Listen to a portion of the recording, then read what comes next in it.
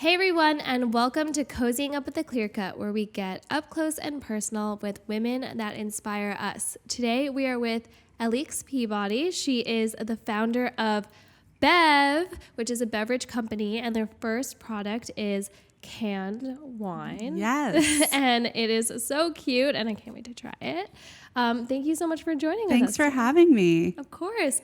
So tell us a little bit about this awesome product. So I have a California rosé wine, and it says it's dry and a little fizzy. So yeah, it's got 0 grams of sugar, for the record. Do it. It's delicious. You're gonna like it. Cheers. Wow, this is really good. Okay, you don't have to say that if you don't mean it. No, it really is. It really is good, and I love a little sparkly rosé. It's just a little fizzy, as we say. Just a little bit fizzy. This is perfect for like a beautiful day, like out like on a boat or by the in beach. the park, yes. any of that kind of stuff. Yeah, like, for sure. Take this to Central Park with like a little basket and like have a picnic. That's perfect. Awesome. So take us back a little bit. Tell us a little bit about, what was your journey to get here and, found Bev. I'm sure it was a crazy story. Yeah, it's been a wild ride. So I started the company 2 years ago, just about. Wow. I keep saying that, and I'm like, is it 2 years? Is it 20 years? I can't even tell anymore, honestly. But and so, long story, very condensed. I was having some medical issues, and I was trying to figure out how I was going to pay to freeze my eggs. So I was basically, kind of in this really tricky financial situation. And I started... Because it's really expensive to freeze your eggs. It's super expensive, and it's not covered by insurance. And I was having ovarian issues. So like even in my situation, I ended up losing my right ovary. And even in my situation, it was not covered. That is insane. Yeah, I know. It was totally ridiculous. And so I basically ended up throwing parties because I was trying to raise some money. So I started throwing these parties in Silicon Valley. They got pretty popular. How did you get that idea? So it's like, okay, I need money. How do you go from need money to throw party? Parties? Yeah. So I was, I'd thrown one kind of relatively recently, or recently before that, and people loved it and kept asking me if I was going to do it again. And I was just like, I can't afford it. Like, I'm not going to just start throwing parties. And then I was like, well, maybe if I ticketed it, like, would people still want to come? So you started ticketing people and they were coming so you could make a little money that way. Exactly. Yeah. So I started ticketing people. The parties ended up being really popular. So we're talking, the biggest one was probably like 400 people, 300 people. Wow. Yeah. They got pretty wild, which was cool. And so after I kind of did that, dealt with all my medical issues, decided that I wanted to build a brand that was centered around sort of this fun atmosphere that I'd been building, but that was really centered around women and women owning the social space. I went to a college where there was just a lot of frat life, and women are What college did you go to? Dartmouth. Oh, yeah. So it's like a bro-ier vibe. Yeah. So at your parties, was there a lot of rosé being drank? There was. Yeah, there was. It was actually funny. So it was at my aunt and uncle's place, and it was, my aunt she was super cool with the sole exception of going around the pool and just being like, no glass by the pool. Yeah. 100%. Which is a big deal. So that was kind of, that was definitely part of, the planting in the back of my mind. Totally. So you moved to LA and you're like, I want to have, a female friendly, fun party product. What made you land on a canned rosé? Yeah, so actually a lot of it, it's not particularly interesting. It is to me, but was centered around... I'm sure lots of people think it's interesting. A lot of it was centered around the legalities of how alcohol is sold. So it's a very, very regulated space. It's a space that is so antiquated, and everything is still grandfathered in from the Prohibition days. And so, yeah, it's wild. And so basically there's a 3-tier system, and you're not allowed to self-distribute or sell product yourself. You have to have a distributor who sells into a retailer. So when you think about, like, you can't buy liquor straight from the liquor company, you have to buy it from the store. And there's a reason for that.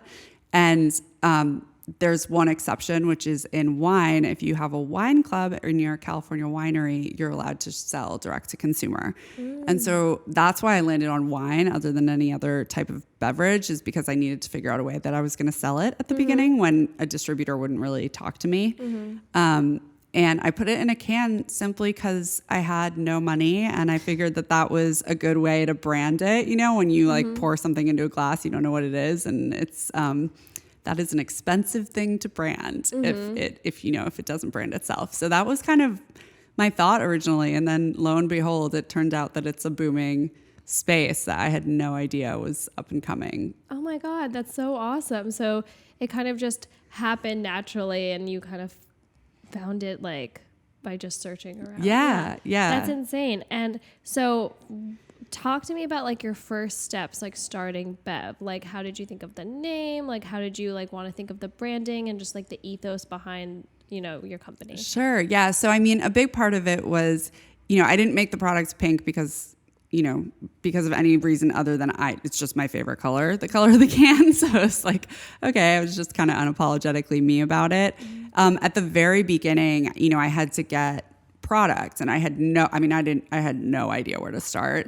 I remembered that there was this guy that I'd met on a dating app like 2 years earlier that happened to work in wine. So I just called him out of nowhere. He's like, "Why are you calling me? I haven't heard from you in 2 years." I'm like, "Hi, I need like a lot of bulk wine." He was like, "Literally go to Safeway. Like, why are you calling me?" Yeah. And I was like, "No, I need a lot." So anyway, and it turned out that his roommate and one of his close friends actually owns a wine supplier in California. So wow. Super random. And then just kind of went down that rabbit hole for a while. And I realized at the time that I had a 401k that I kind of didn't even realize was in existence, or I probably would have used it, but I cashed out the whole thing to buy our first round of product. Wow. So yeah, that was kind of the beginning.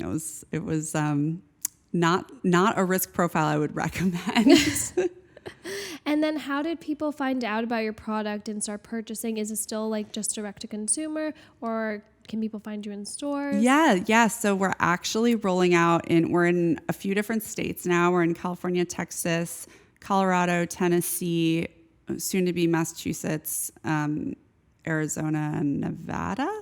I hope I got that right. Sorry if I didn't. But anyway, and we're rolling out in California in Albertsons, Vaughn's Pavilions, Safeway, Target, BevMo. So you can buy us all around. Go get it. Oh, wow. That's insane. So it's like can be found everywhere. Yeah, I mean, it's rolling out right now. So by the summer, it will be able to be found everywhere. And if you're not in a state that you mentioned, you can still get it direct to consumer, right? Yes, you can buy it online. So you were doing guerrilla marketing, and you were getting cans in people's hands. Yes. And so from now, like, what are the next steps? Like, what do you see for the future of Bev? Like, are you going to put out more products? I know that you said that that's what it was. Like, female spaces and like parties are something that you're passionate about. Yeah. So tell me a little bit more about that and like what that has in the future of Bev. Yeah, for sure. So I think, I like to think about it. I think it's Emily Weiss who said that everything that, Glossier puts out is a piece of content. Mm-hmm. I feel very, very similarly about Bev, and what we're trying to do over time is really create a bit of a cultural movement and a shift around drinking culture and, what it means to socialize, go out, party, both for men and women. Like we say, we're made by chicks, but we're made for everyone. Yeah. And so we're actually launching our Made by Chicks platform, which is going to be basically a bit of a media platform that helps, women and young entrepreneurs get their businesses off the ground. My hope is that one day we can have all sorts of crazy stuff. Like I'd love to have, think Red Bull style, have a media company that's really fueled by beverage sales. That's the dream. So I'd like to build something way, way bigger than beverage. Oh my God, that is awesome. And is that in like the near future or oh my gosh, 5-10 years out? Yeah. I mean, we'll see. It's bit by bit. It's rolling out one thing at a time. So we are, launching our own podcast at some point in the relatively near future, probably in 2020. Awesome. And things like that, but it's not necessarily going to be, these things don't happen overnight. Overnight successes usually involve a lot of nights. So a lot of late nights. So this is the perfect transition. I wanted to know, what is your spark? Like, what is that thing inside you that drives you, motivates you to keep going, building, dreaming? I kind of have an energy that I just don't think that there's anything to lose in putting it all on the line, and that's something that I've always kind of been like that. And I've been an entrepreneurial spirit since I was really young. Mm-hmm. But I think, when it comes to Bev in particular, I'm not in it because it's beverage. I'm not here to build a company and sell it immediately. I'm not here to flip it or anything like that. I'm here because I actually care a lot about changing the culture around drinking, around how men and women are interacting especially when there's alcohol involved. I think we've made a lot of progress, at home and in the workplace, but the bar is still just a very tricky spot, and it's where a lot of the stuff goes down. And so how do we attack that in terms of really making equality fun and approachable and all over the sphere, if that makes sense. And that's really what gets me going every day and makes me push through the tough times, because if we can kind of help manifest that change, that's everything to me. That's awesome. So making real changes that people can see. Yeah.